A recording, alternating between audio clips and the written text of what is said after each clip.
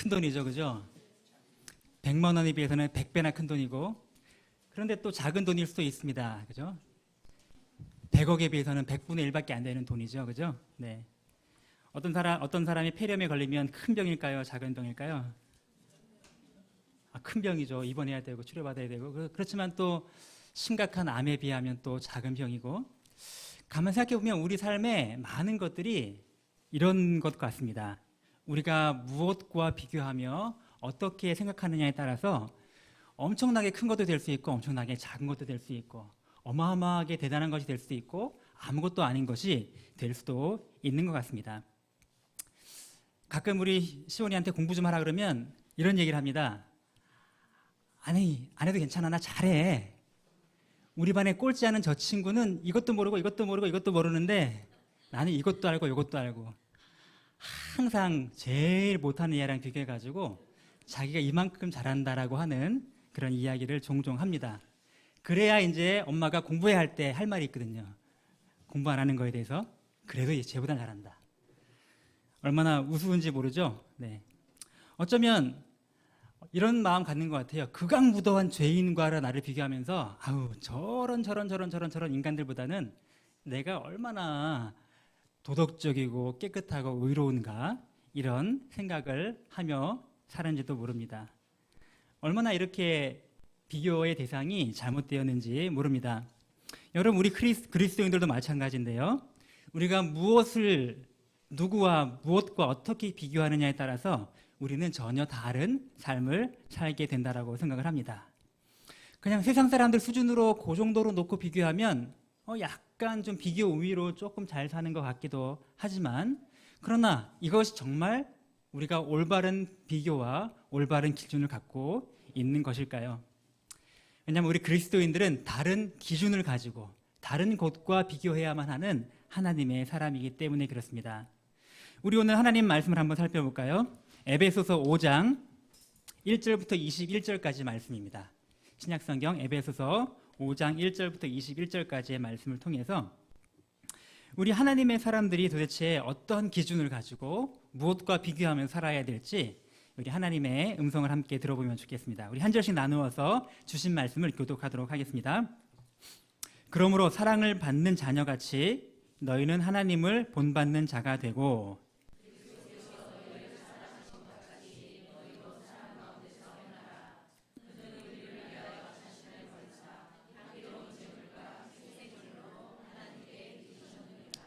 음행과 온갖 더러운 것과 탐욕은 너희 중에서 그 이름조차도 부르지 말라. 이는 성도에게 마땅한 바니라.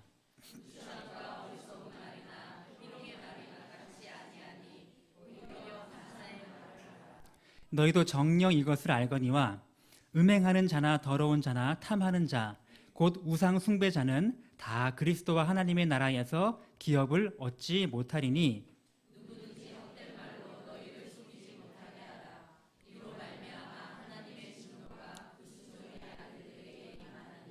그러므로 그들과 함께하는 자가 되지 말라.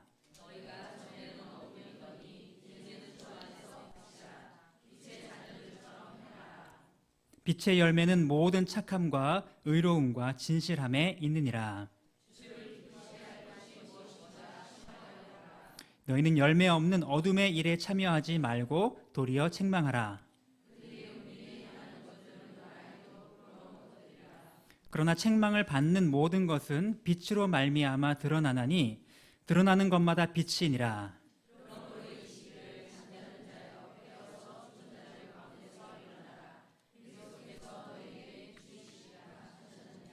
그런즉 너희가 어떻게 행할지를 자세히 주의하여 지혜 없는 자같이 하지 말고 오직 지혜 있는 자같이 하여 그러므로 어리석은 자가 되지 말고 오직 주의 뜻이 무엇인가 이해하라.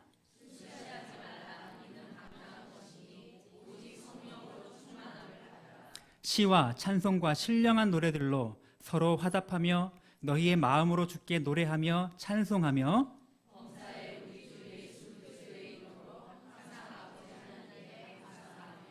그리스도를 경외함으로 피차 복종하라. 아멘. 아멘. 오늘 하나님 말씀을 통하여서 이렇게 말씀하십니다. 우리 그리스도인들은 우리의 모든 비교의 기준과 대상이 하나님이시다. 하나님이시다. 라고 우리에게 말씀해 주고 있습니다. 오늘 본문 말씀은 지난주의 말씀에 이어서 우리 옛 옷을 벗고 그리스도로 이제 새 옷을 입은 사람들이 그 새로운 옷에 합당하게 어떻게 살아야 하는지에 대한 삶의 원리들을 우리에게 보여주고 계십니다. 새 사람을 입은 하나님의 사람들이여, 하나님을 본받는 자가 되어라. 하나님을 따라하는 사람, 하나님을 흉내내는 사람, 하나님처럼 살려고 노력하는 사람, 그런 사람이 되라 라고 말씀하십니다. 우리 그리스도인들의 비교 대상은 일반 세상의 기준과는 전혀 다른 기준과 전혀 다른 원리를 가지고 살아가야 합니다.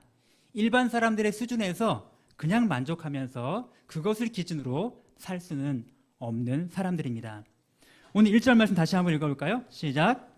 그러므로 사랑을 받는 자녀같이 너희는 하나님을 본받는 자가 되고. 아니 근데 좀 너무하지 않나요? 어떻게 하나님을 본받으라고, 하나님을 닮아가라고 이야기를 할 수가 있을까요? 네. 우리가 인간인데 피조물에 불과한데 어떻게 전지전능하신 하나님처럼 우리가 그렇게 살아가라고, 그건 기준도 사실은 너무 말도 안 되는 기준을 잡으신 거 아닐까요? 사도 바울은 너무 심한 욕을 우리에게 하는 거 아닌가요? 이런 생각이 들기도 합니다. 근데 사실 사도 바울뿐 아니고 성경 전체에 일관된 가르침이 바로 이 말씀이라는 것을 우리가 먼저 기억할 필요가 있습니다. 여러분, 레위기서에 보면요, 이런 표현이 많이 나옵니다. 특별히 19장이 많이 나오는데요. 어떻게 되어 있죠? 내가 거룩하니 너희도 거룩할지니라. 마태복음에서 예수님은 똑같은 가르침을 주십니다. 한번 읽어볼까요? 시작. 그러므로 하늘에 계신 너희 아버지의 온전하심과 같이 너희도 온전하라. 이 말씀을 읽어도 여전히 마음에 좀 불편합니다. 내가 거룩하니, 아니 하나님은 하나님이시니까 나는 어떻게 하나님처럼 거룩하란 말이죠?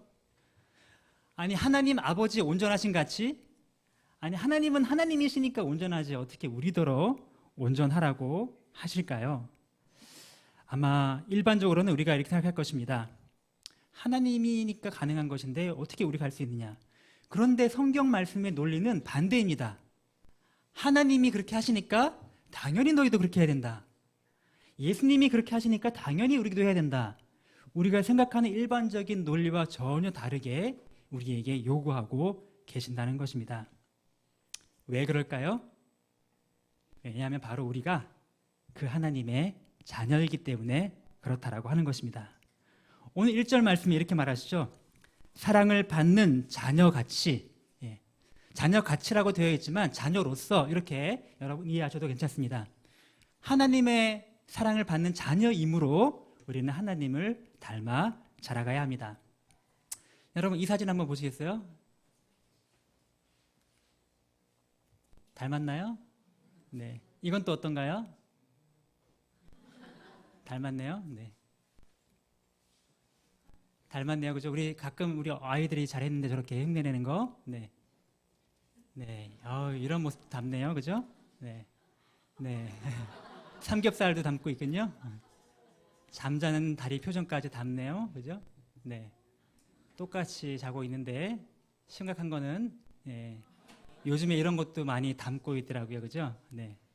여러분 영어의 표현에 이런 말이 있습니다. Like father, like son. 그 아비의 그 아들이다. 그런 뜻이죠. 그죠? 네. Like father, like son. 왜냐하면 하나님이 우리의 아버지시라면, 우리가 그의 자녀라면, 우리가 하나님의 형상으로 빚음받은 하나님의 자녀라면 우리 속에 마땅히 하나님의 모습이 있고 우리도 하나님처럼 살아갈 수 있는 존재로 지으심을 받았다라는 것입니다.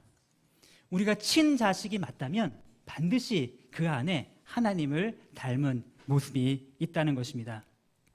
물론 이런 상태가 하나님이 우리를 처음 창조하셨을 때의 모습이지만 우리의 죄로 인하여 훼손되어서 우리는 하나님을 완전하게 닮기가 부족한 여러 모습에서 지금 부족한 모습을 가지고 있습니다. 그렇기 때문에 하나님께서 오늘 우리에게 명령을 하시는 것입니다.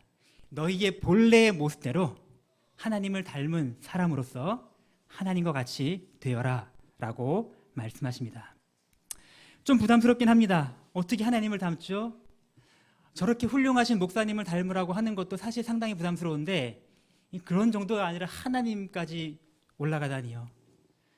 또 성경 다른 말씀에는요, 예수님을 닮아서 그리스도의 장성한 분량에 충만한 때까지 이르러 자라가라고 우리에게 말씀을 하십니다. 왜요? 우리가 하나님의 자녀이기 때문에. 여러분, 만약에 여러분 자녀가 아닌 다른 아이가 다른 아이가 제멋대로 살아간다면 여러분 그들에게 안타까운 마음을 가질지 모르나 그들에게 특별한 것을 요구하지는 않으실 것입니다. 그러나 내 자녀가 똑바로 하지 못하고 잘못된 길로 걸어간다면 우리는 반드시 그 자녀에게 너는 바른 길로 가야 한다라고 명령하고 때로는 채찍질하고 그를 인도하게 될 것입니다. 마찬가지로 우리가 하나님의 사랑받는 자녀이므로 하나님은 우리에게 요구하시는 것입니다. 세상 사람들처럼 결코 살아서는 안 된다. 바른 길로, 내가 보여주는 그 길로 너희는 가야만 한다라고 우리에게 말씀을 해주고 계십니다. 오늘 본문 말씀, 우리에게 주시는 말씀 우리가 늘 기억하면서 날마다 하나님을 닮아가는 하나님의 자녀 되시기를 주의 이름으로 축원드립니다. 그러면 어떻게 하는 것이 하나님을 닮은 모습일까요? 오늘 본문은 크게 세 가지 측면에서 하나님을 닮아가는 모습이 어떤 것인지를 우리에게 보여주고 있습니다. 첫 번째는 사랑 가운데 행하는 사람, 바로 그 사람이 하나님의 자녀로서 하나님을 닮아가는 사람이라는 것입니다. 우리 주로 2절부터 7절까지 말씀에 그 말씀이 기록되어 있는데요, 여러 가지 말씀이 있지만 가장 중요한 것은 우리의 특별히 말과 우리의 언어 생활을 통하여 사랑 가운데 행하는 사람이 하나님을 닮은 하나님의 자녀라는 것입니다. 우리 2절 말씀 한번 읽어볼까요? 시작.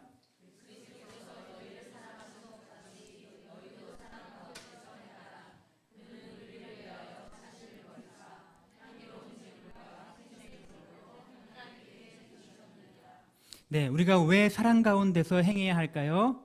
그것은 바로 하나님 자신이 사랑이시고 또 예수님께서 우리에게 그 사랑의 모습을 보여주셨기 때문에, 바로 그 이유 때문에 우리는 마땅히 사랑을 행하는, 사랑 안에서 사랑 가운데 행하는 삶을 살아가야 한다고 가르치고 계십니다. 오늘 3절부터 7절까지 말씀에서는 주로 우리의 언어에 관련되어서 더 아름답고 건강하게 하나님을 닮은 삶을 살라고 말씀하시는데요, 우리 3절에 보니까 음행과 온갖 더러움과 탐욕은 너희 중에서 어떻게 하라고요? 이름조차도 부르지 말라고 말씀하십니다.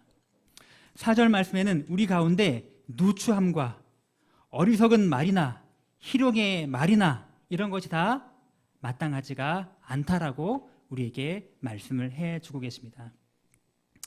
혹시 여러분 어저께 뉴스를 보셨는지 모르겠는데요, 어저께 제가 집에 가서 저녁을 먹고 SBS 뉴스를 딱 틀었더니만 저희 아이들과 함께 보고 있었는데, 연예인 정준영 씨가, 그죠?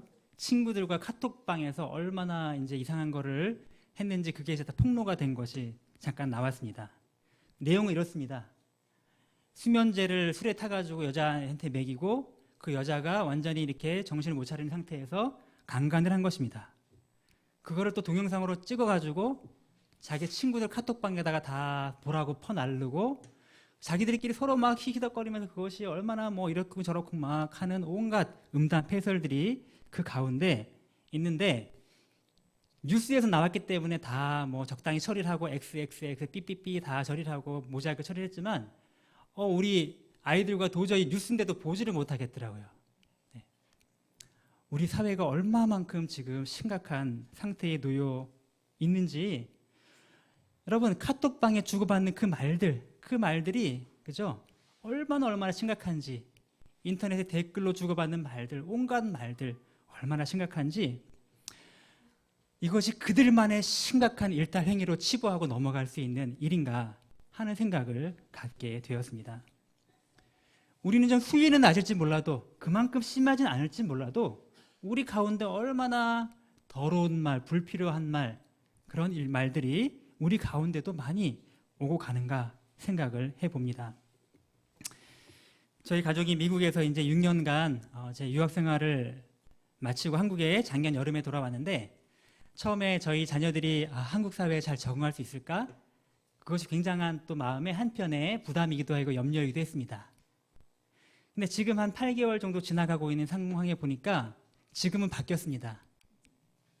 얘들이 너무 빨리 너무 잘 적응하는 게 염려가 됩니다. 이 말이 무슨 말인가? 여러분 느낌이 오시죠? 미국에서는 아무래도 좀 더 울타리 안에 엄격하게 생활하다 보니, 여러분 미국 학교가 되게 자유분방한 것 같잖아요. 성적이나 공부는 자유분방해요. 그런데 학생들의 규율은 굉장히 엄격합니다. 친구들과 싸운다든지 친구들 앞에서 공공연하게 욕을 한다든지 일체 용납이 없습니다. 바로 학부모님이 오거나 정학하거나 퇴학을 당하거나 이렇게 됩니다. 심지어는 조금 심하면 경찰이 출동을 해서 바로 그냥 끌고 가버립니다. 무섭죠? 네. 아무튼 그러다 보니까 아이들이 그래도 어느 정도 좀 울타리 안에서 심각한 욕설과 더러운 말과 그런 말들을 잘 배우지 않았어요. 제가 있던 동네가 가난한 동네이고 주로 멕시칸들이 사는 그런 동네였음에도 불구하고 그런 것들이 상당히 괜찮았습니다. 근데 한국에 와서 보니까 이 아이들이, 특별히 우리 어린 이제 아들이 급속도로 이제 세속적인 말들을 빨리 배워오는 것입니다. 근데 뭔가 해보고 싶은데 혼날 것 같으니까 어떻게 하는지 아세요? 내가 하는 말이 아니고 내 친구가 하는 이렇게 말하는데 하면서 인용을 하면서 이렇게 얘기합니다. 그 친구가 뭐라고 했냐 하면 개 땡땡이라고 말했어. 뭐 씨 땡땡이라고 말했어. 뭐 이런 식으로 얘기를 하는 거죠. 네. 이제 점점 그런 말들을 우리 사회가 정말, 물론 저희 때도 그랬던 것 같긴 합니다만, 근데 이제 어른들의 반응은 뭐냐면요, 애들 다 그래, 다 그러면서 크는 거야 라고 생각을 하고 있더라고요, 우리 사회가. 근데 그렇지가 않더라고요. 그 미국 사회에서 특히 한국인 교포들한테 한국에서 금방 온 아이들은 기피 대상 1호입니다.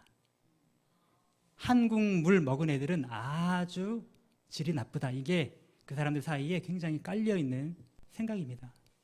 여러분, 우리가 지금 얼마나 지금 혼탁한 사회에 살고 있는지, 우리 자녀들이 얼마나 지금 혼탁한 사회 속에 노출되어 있는지, 그 숱한 말들, 공격들, 상처 주는 말, 더러운 말, 추한 말, 가슴에 깊숙이 상처를 막 남기고, 그렇죠? 정신적으로 충격을 주고 병을 갖게 만들어버리는 그 말들, 그 언어적인 폭력들, 카톡들, 댓글들, 인터넷상에 오는 온갖 더러운 것들, 그것이 얼마나 우리 사회에 우리를 지금 무너뜨리고 있는지 모른다는 것입니다.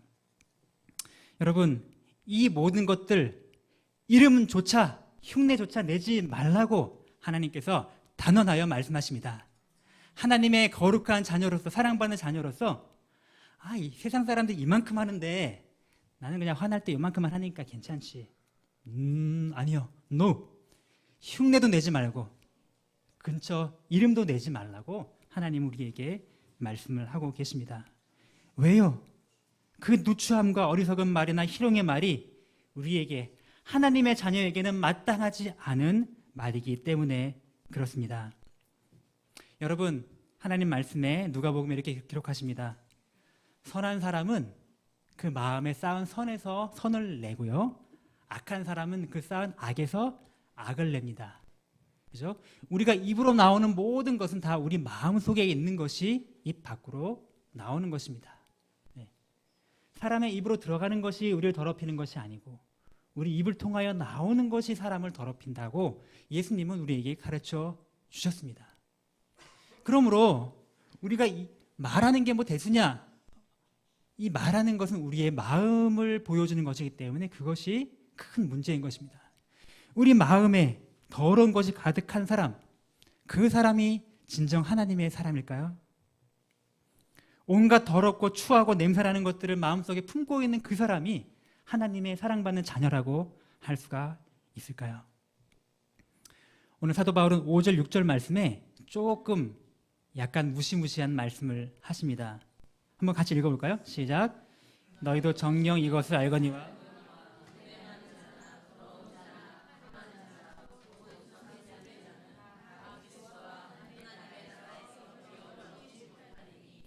누구든지 헛된 말로 너희를 속이지 못하게 하라. 이로 말미암아 하나님의 진노가 불순종의 아들들에게 임하나니. 네. 여기 이렇게 더러운 말과 행실을 갖고 있는 사람들은 하나님께서 말씀하십니다. 하나님의 나라에 기업이 없다. 다시 말하면 하나님의 나라를 얻지 못한다는 것입니다. 좀 더 직설적으로 말하면 이러한 더러운 삶과 더러운 말과 행실 속에 있는 사람은 천국 백성이 아니라는 것입니다. 천국 못 간다는 것입니다. 예수님 믿으면 구원받는 거 아닌가요? 맞지요. 예수님만 믿으면 구원받고 우리의 행함으로 구원을 얻는 것은 아닙니다. 그런데 이건 하나만 알고 둘은 모르는 것입니다. 참된 믿음으로 구원을 얻는데 이 믿음이 참 믿음인지 아닌지는 어떻게 알죠? 우리의 행함으로 아는 것입니다. 그 열매로 그들을 알리라. 행함이 없는 믿음은 죽은 믿음이니라 라고 또 가르쳐 주고 계시는 것입니다. 우리 마음속에 있는 더러운 것이 입으로 나오게 되는데 그 사람의 입에 말에 더러운 것만 봐도 그 사람 마음속에 얼마나 더러운 것이 있는지 알 수 있고 그 더러운 것이 가득한 사람은 하나님의 나라의 백성일 리가 없다라고 하시는 것입니다. 6절에 속지 말라고 하십니다. 거짓말 속지 마십시오. 그냥 행함은 엉망이라도 그냥 너는 교회만 나오고 예수님 주여 주여만 하면 다 천국 가겠지라고 하는 헛된 거짓말에 속지 말라는 것입니다. 이런 구원파 이단적인 거짓말 아닙니다. 우리 속에 참 하나님의 생명이 있다면 우리 속 마음이 예수님의 거룩한 것으로 날마다 채워질 수밖에 없고 그러면 우리 입에서부터 거룩한 말이 나올 수밖에 없게 되는 것이 그것이 하나님의 말씀의 원리라는 것입니다. 여러분, 이렇게 더럽고 추하고 냄새나는 언어 생활을 고치기 위해서는 어떻게 해야 할까요? 나쁜 말을 하지 않는 것을 연습하는 것도 중요하지만 보다 더 적극적으로 우리의 입을 거룩하고 아름다운 말로 가득 채워가야 합니다. 그래서 오늘 말씀은 이렇게 말씀하십니다. 오히려 감사하는 말을 하라. 4절 하반절에요. 오히려 감사하는 말을 하라. 더러운 말을 잘라내고 우리 속에 감사의 말, 은혜스러운 말, 축복의 말, 격려의 말, 사랑의 말 이런 말로 가득 채워가라고 말씀하십니다. 여러분의 말을 다 수십 년간 녹음해서 그걸 종류별로 다 통계를 내 분석하면 어떤 말이 가장 많다고 생각하십니까? 혹시 비난의 말, 경멸하는 말, 조롱하는 말, 뒷담화하는 말, 욕하는 말, 더러운 말 혹시 그런 말이 여러분의 삶을 나타내주고 있지는 않습니까? 우리는 하나님의 사랑의 자녀로서 우리 마음속에 우리 입속에 사랑의 말로 찬양의 말로 축복의 말로 감사의 말로 가득 채워나가는 삶을 살아가야 할 것입니다. 오늘 또 두 번째로 하나님께서 하나님을 닮은 하나님의 자녀로서의 삶의 특징을 말씀하시는데 그것은 빛 가운데서 행하는 삶이다라고 말씀을 하십니다. 오늘 8절 말씀을 다 같이 읽어볼까요? 시작. 너희가 전에는 어두움이더니 이제는 주 안에서 빛이라. 빛의 자녀들처럼 행하라. 네, 우리가 전에는 어두움이었으나 그러나 이제는 빛입니다. 하나님이 우리 한 사람 한 사람을 향하여 너희가 빛이다 라고 선포해 주셨습니다. 하나님도 빛이시고 하나님의 자녀인 우리들도 빛이다. 그러므로 그 빛 가운데 행하는 삶을 살라고 말씀을 하십니다. 빛 가운데 행하면 어떤 모습이 드러날까요? 많은 모습들이 있겠지만 9절 말씀이 그 중에 대표적인 것을 말씀해 주고 계십니다. 9절 말씀 같이 읽겠습니다. 시작. 빛의 열매는 모든 착함과 의로움과 진실함에 있느니라. 네, 아멘. 빛의 반대는 어두움이죠. 어두움이라는 것은 온갖 더러운 죄악들을 다 통칭해서 어두움이라고 표현을 하십니다. 그러나 빛은 결코 이 어두움과 함께 공존할 수가 없습니다. 왜냐하면 서로 모순되기 때문에 그렇습니다. 빛이 임하는 순간 어두움은 사라지고 빛이 임하는 순간 어두움은 함께 설 자리가 없어지기 때문에 그렇습니다. 빛이면 어두움을 싫어할 수밖에 없죠. 여러분 정말 깨끗하고 아주 비싸고 명품 옷을 차려입고 이렇게 교회 예배하러 왔는데 의자가 온통 막 그죠? 진흙탕으로 막 덤벅이 되어 있으면 여러분들 그 더러운 자리에 편안하게 앉으시겠어요? 앉지 못하죠, 그죠? 네. 내가 깨끗하면 더러운 곳에 가까이 할 수가 없는 것입니다. 그러나 반대로 내가 하루 종일 그죠? 진흙탕에 뒹구는 채로 왔는데 너무 깨끗하면 이것도 너무 불편한 거예요. 그냥 좀 지저분하면 편하게 앉겠는데 나는 너무 더러운데 이게 깨끗하면 이게 또 불편한 것입니다. 네. 하나님께서 우리에게 말씀하십니다. 빛의 열매, 모든 착함과 의로움과 진실함에 있다. 이런 빛 가운데 거하는 사람답게 우리가 살아가야 한다는 것입니다. 빛 가운데 거하는 삶, 이 삶을 아마 제가 한 단어로 압축을 하자면 저는 영어의 단어 인테그리티라고 말씀을 드리고 싶습니다.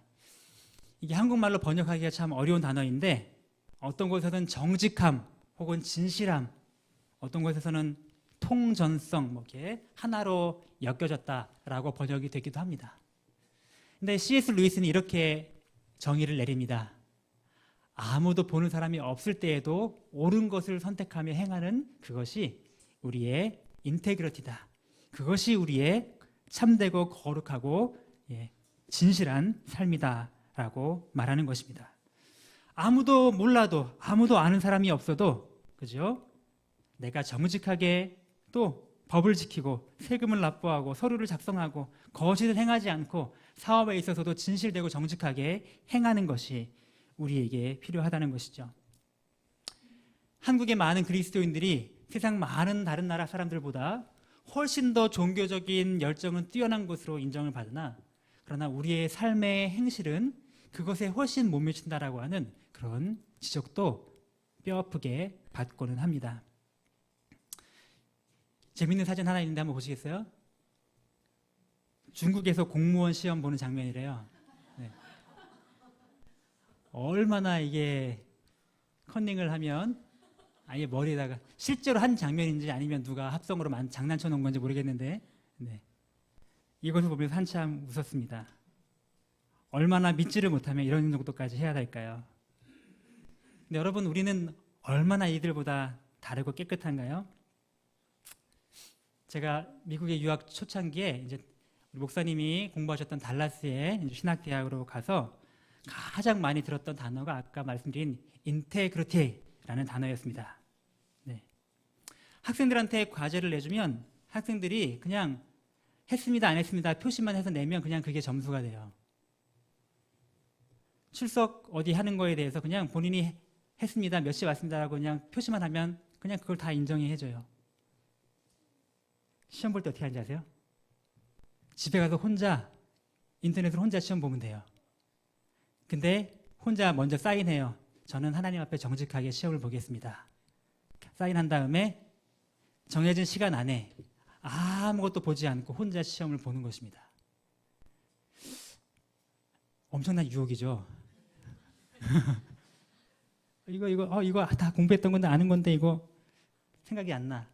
얼른 펼쳐보고 싶은 유혹을 누르면서 시험을 보는 것입니다. 근데 이건 사실 이 시험이 중요한 게 아니고 하나님 앞에서 우리가 시험을 본다는 생각이 정말 들었습니다. 정말 하나님 앞에서 나의 이 유혹을 이기고 정직한 태도를 시험을 보는 것이구나. 부끄러운 이야기지만 예전에 제가 한국에서 물론 20여 년 전이긴 하지만 신학교에 처음 갔을 때 그렇지 않은 사람들도 꽤 있었습니다. 그 신학생들이 매일매일 체프를 가서 예배를 드리는데 학생증으로 이렇게 출석 체크를 해야 되는데 예배를 드리기 싫으니까 한 사람한테 몰아주는 거예요. 다 몰아주면 한 5장, 6장 들고 가가지고 체플실 앞에서 한 장 긁고 또 한 장 긁고 또 한 장 긁고 또 한 장. 그러면 5명이 출석한 거야 이제. 근데 문제는요, 전혀 거기에 대해서 죄의식이 없다는 것입니다. 우리는 한국 사람 정서가 다른 사람에게 직접적으로 피해만 안 주면 죄의식을 안 느껴요. 그런 마음이 있어요. 여러분 아까 시험 볼 때 다 믿고 하는 것 그런 것이 정상이 아닐까요? 네. 그리스도인이 아무도 보는 이 없어도 정직하게 모든 걸 행하는 것이 그것이 정상이 아닐까요? 네. 하나님을 닮은 하나님의 자녀로서 다른 사람 걸 표절해서 하면 더 좋은 걸 할 수 있지만 그렇게 하지 않도록 결정하는 그런 용기. 이렇게 세금 다 신고하고 다 납부하면 도대체 난 뭐 먹고 살라는 거냐라는 마음이 들어도 그래도 정직하게 또 신고하는 이 서류에 거짓으로 쓰지 않는 하나님 앞에서 정직하게 쓰는 행위. 남는 게 없어도 부동산을 거래할 때도 적당히 속이고 하면 아무도 모를 수 있는 상황 속에서도 정직하게 그것을 기록하면서 다 모든 걸 행하는 그런 행위. 최신 영화나 그런 거를 얼른 보고 싶어도 그죠? 최선을 다해서 좀 보지 않아도 불법 다운로드를 하지 않으려고 노력하는 그런 용기, 그런 행위들. 그런 행위들이 정직한 우리의 삶을 연습하는 작지만 중요한 일들이 될 것입니다. 이렇게 행동하는 것이 빛으로 행동하는 것이 다른 사람에게도 큰 은혜가 될 것입니다. 오늘 11절 말씀해 보니까 열매 없는 어둠의 일에 참여하지 말고 도리어 책망하라라고 말하고 있습니다. 이 책망하라라고 하는 말은 드러내라 하는 말과 같다는 것입니다. 우리가 어둠의 자녀들은 빛을 비추는 사람들이 오면 불편할 것입니다. 너만 깨끗하냐? 너만 잘났냐? 너만 의로운 척 하느냐라고 손가락질하면서 나와 똑같이 더럽게 살도록 끊임없이 세상은 우리를 끌어당기고 있을 것입니다.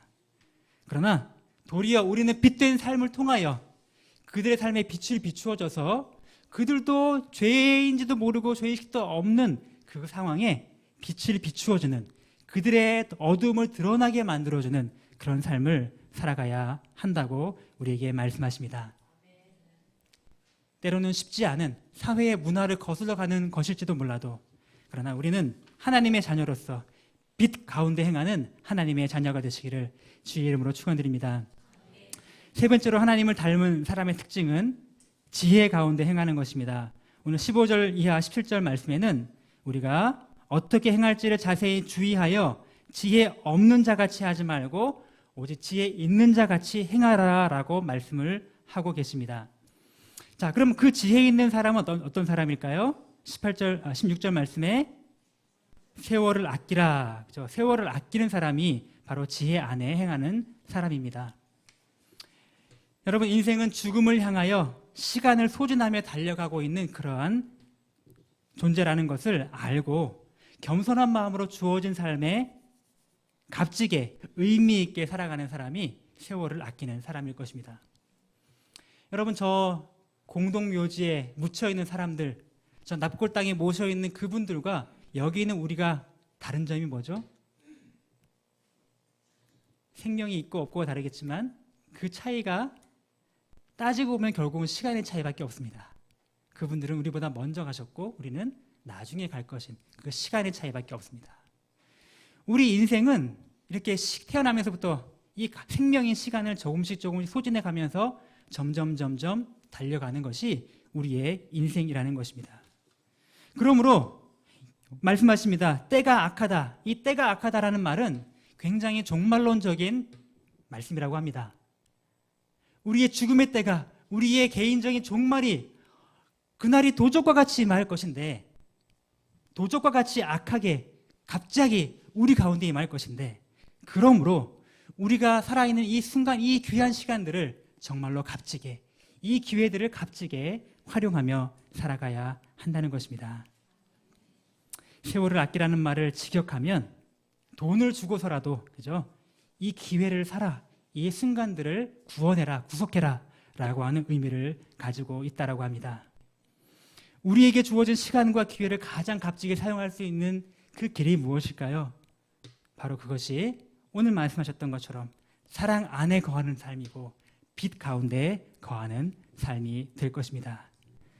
어리석은 자가 되지 말고 주님의 뜻이 무엇인가를 이해하며 그 뜻에 따라 순종하는 그런 지혜로운 사람 되시기를 주의 이름으로 축원드립니다.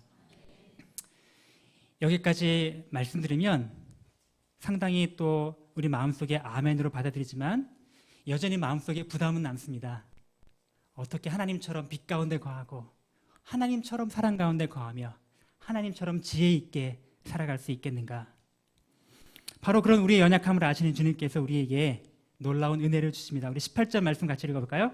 시작. 술 취하지 말라. 이는 방탕한 것이니 오직 성령으로 충만을 받으라. 아멘. 술 취하지 말고 우리는 성령에 취하여 사는 사람이 되어야 합니다. 술을 취하면 이성을 잃고 정신을 잃고 지혜가 없어지는 반면에 성령으로 취한 사람은 우리의 육적인 생각, 세속적인 생각을 떨쳐버리고 하나님의 거룩한 뜻을 이해하는 그런 사람으로 가득 채워지게 될 것입니다.